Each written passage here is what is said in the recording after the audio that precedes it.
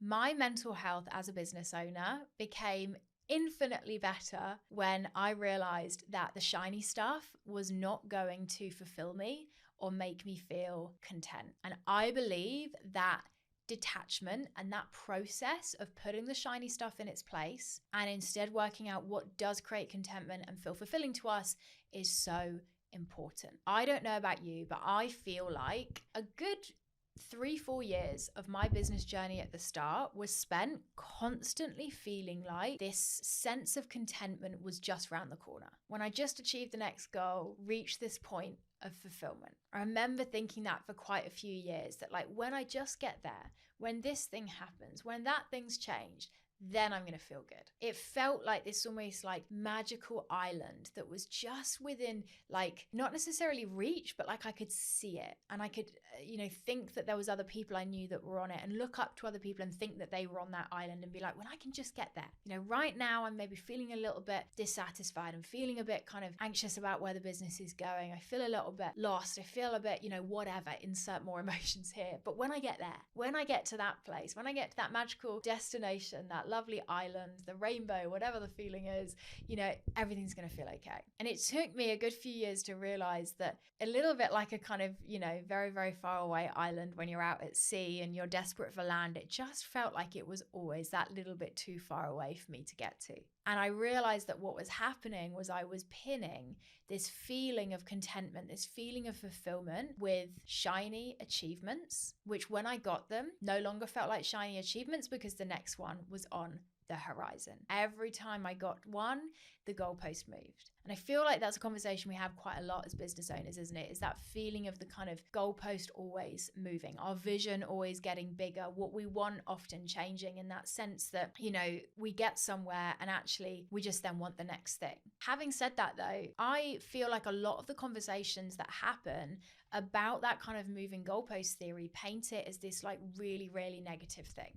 This thing of like, well, when you get there, you're just going to want the next thing. The goalposts always moving. So almost just like stop aiming for the goalposts. Like the shiny stuff doesn't matter. Like just stop thinking that's going to be exciting and fulfilling. Like just find what feels fulfilling now. It almost feels to me like we can only work at these kind of two extreme ends of the spectrum, where it's either like, okay, I'm just going to keep going for the next thing and like keep striving, or it's like, well, I'm just going to give up because the goalpost always moves, so there's no point. And actually I believe, and what I try and live in my business, is finding the middle ground between those two things, where we balance the sense of contentment for where we are now with the drive and the vision and the excitement for where we're going in the future. If I could sum up the biggest mindset shift, which has helped me to feel good as a business owner and mentally for running a business to feel sustainable and doable for me, it's learning to sit with what can feel like quite contrasting feelings, but they can coexist, of contentment for where you are now with a striving for where you want to be in the future.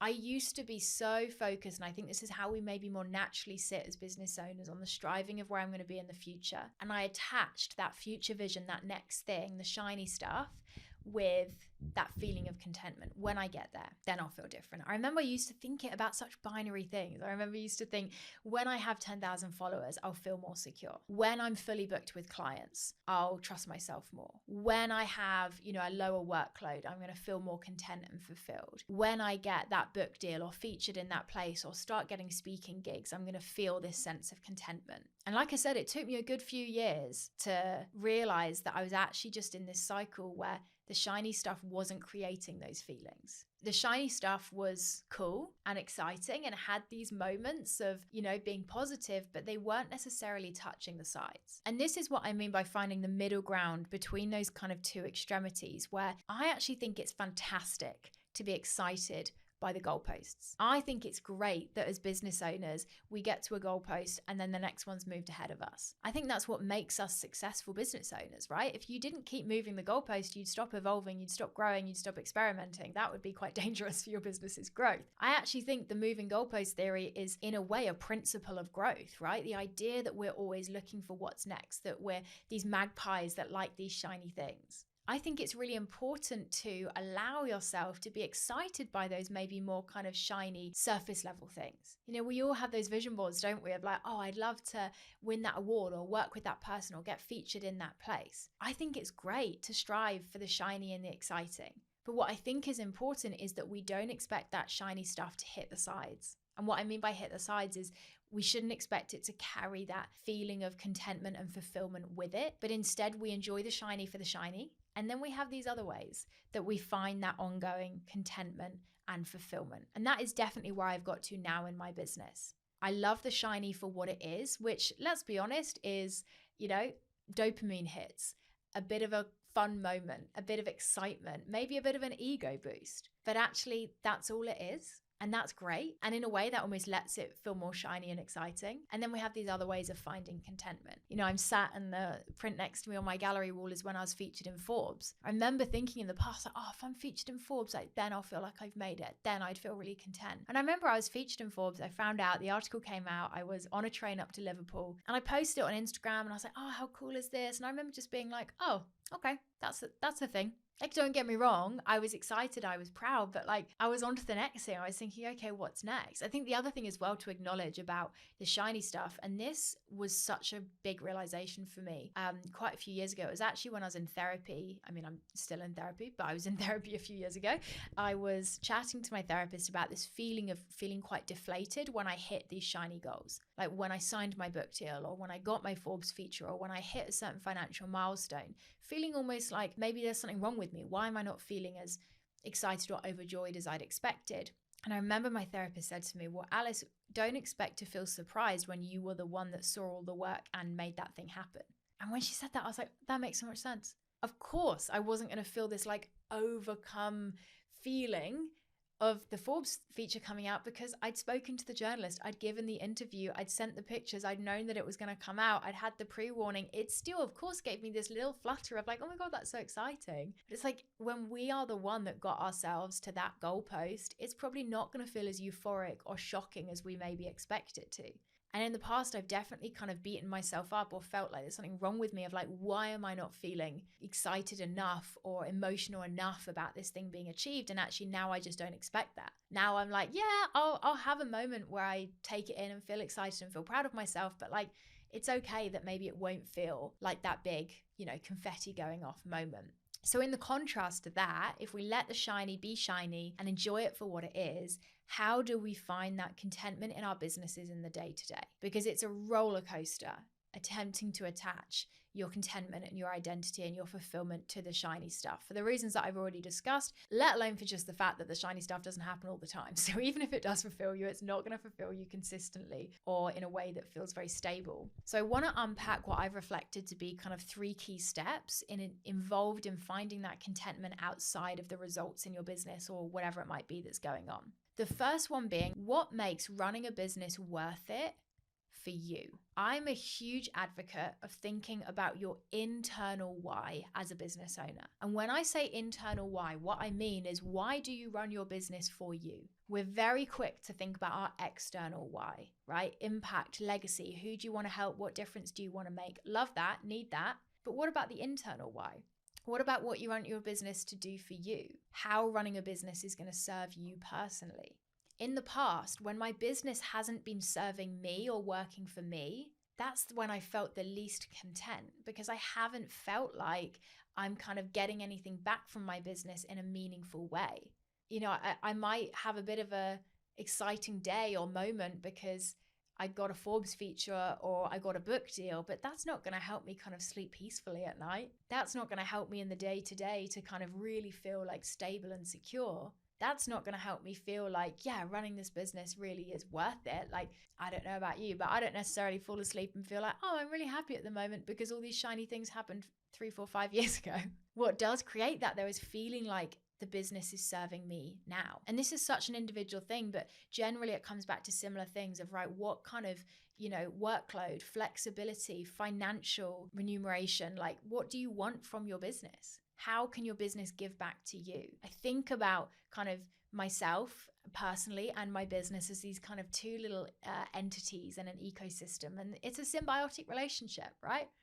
I give to my business, but if I'm only ever giving to my business and these shiny things aren't touching the sides, of course I'm going to feel uncontent. Or if I'm only ever giving to my business and the business results aren't necessarily where I want them to be at the moment, I'm going to feel rough. If instead, though, I create this arrow from my business back to me and give myself the things that make it worth it for me, that's suddenly when it feels better in the day to day. When I had that horrible thing go wrong earlier in the year with my finances, I can promise you that was so much easier to deal with because in other ways, my business was doing good stuff for me. It makes the challenges easier to weather when your business is serving you personally as well. Doesn't always do it perfectly, but you got to think about what makes it worth it to you and make some of those shifts. The second thing I want to say here that I think links with that as well is building a personal life that you genuinely enjoy outside of running a business. This is something that past me couldn't even dream of. I didn't even know this was something that was wrong or that needed to change. In fact, when I first took August off in 2020, this was my motivation because I realized that I didn't really have any hobbies, any identity, any sense of purpose or fulfillment outside of running a business. And for many reasons, that was really unsustainable because that meant that I was basically constantly in work mode. If I was working, it was about work. And if I wasn't working, it was about resting or preparing to work. I didn't really see any sense of putting work into who I was as an individual. And I knew that that needed to change if I was going to feel well as a business owner and not be on this roller coaster of being super attached to it. Again, going back to that challenge I had earlier in the year when the business wasn't doing so well, and I'll be fully transparent, that financial issue had a big impact on the business. It's delayed a lot of plans. It really, really slowed my cash flow, which, as we all know, cash flow is the most important thing in the day-to-day of a business. And it was very easy in that season to have these moments of like, oh, the business isn't doing very well. I'm not feeling very proud of myself as a business owner right now. I'm not succeeding in my results as a business. And all of that was true, but it was made a lot easier because there was positive stuff elsewhere in my life. Because I felt this sense of fulfillment and identity outside of being a business owner. Of course, I didn't fully switch off from it, but if I wasn't in work mode, there were other things that I was doing that I enjoyed. And I had this feeling of like, hey, even if this business does shut down because of this problem, which it never got close to that, let me clarify.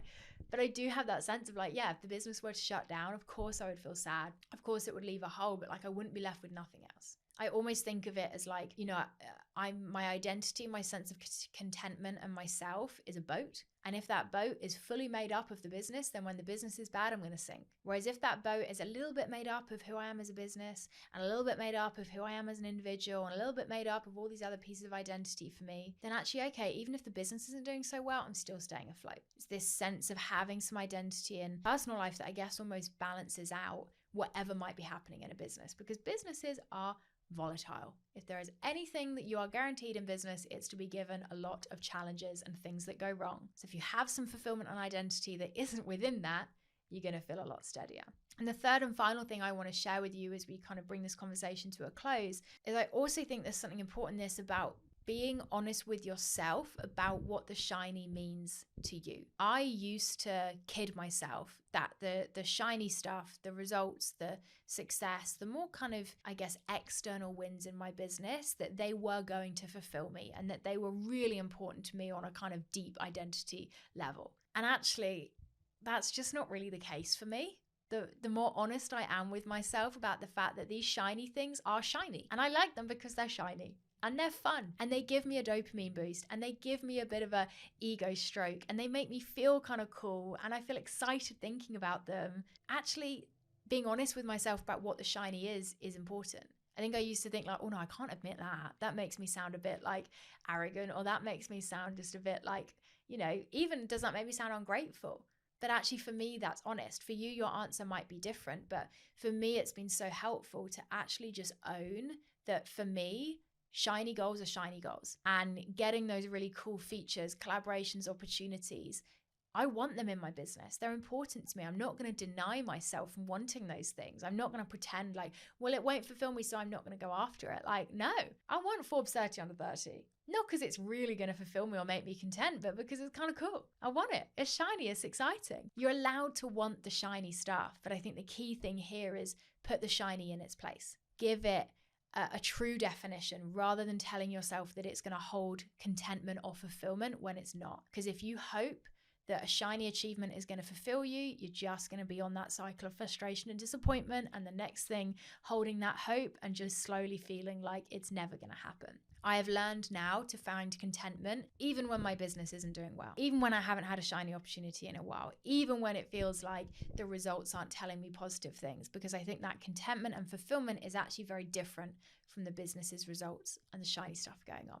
I would love to hear your thoughts on this episode. This is a concept I've been thinking about a lot recently, and I think has actually helped my business's growth and the shiny stuff happen more. Almost the less attached you are to it, I think the more you can then put in the work and not feel like it matters so much. So if anything, you then take more risks, you're bolder, you kind of put the work in. Maybe that's a whole episode in itself of like how actually the less attached you are, the better you can often run your business and the more results you'll often see. We'll save that for another day. But I want to end on an invitation for this episode. Come and join me in a few weeks' time for a free workshop that I'm going to be hosting, all about clarifying your vision of what you want from your business and starting to see how it could be possible for you. You've heard me talk in this episode about the idea of how do you want your business to serve you? What's important to you? Where do you want to go? Thinking about that idea of internal purpose. If that resonates, come and join me for this free workshop. It will be linked in the show notes wherever you're tuning into this. We're going to complete practical exercises on the workshop. You're not just going to sit and listen and leave with a to-do list. We are going to actively work on refining that vision and starting to unpack how you get there, how you unlock that for yourself and for your business, even if it currently feels really far away. It's going to be free, and it's also going to be celebrating the launch of On It 2026. So it will make sure that you're first in line when spaces open. I'll leave the link in the show notes for you to sign up to that, and I look forward to catching up with you in the next episode.